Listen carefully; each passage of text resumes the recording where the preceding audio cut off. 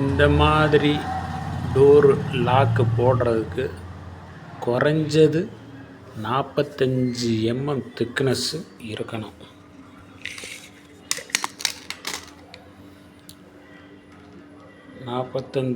Thickness இருந்தால் தான் இந்த திக்னஸ் மீதம் இருக்கணும். அப்போ தான் இந்த டோருக்கு ஸ்ட்ரென்த் இருக்கும் ஃபுல்லாக. இது போக 25 mm 20 mmல போட்டால் டோர் இந்த லாக்கு போட வேணாம். தயவுசெய்து விழிப்புணர்வுக்காண்டி இந்த இதை போடுறேன், இந்த வீடியோ. இந்த மாதிரி இருப்பு இருந்தால் தான் டோருக்கு ஸ்ட்ரென்த்து. அப்படி இல்லைன்னா வெளிப்பக்கம் பெட்டி பூட்டு மாதிரி இருக்கும், பெட்டி பூட்டு போடுறது நல்லது. இது குறைஞ்சது கதவு திக்னஸ் 45 mm கட்டாயமாக இருக்கணும்.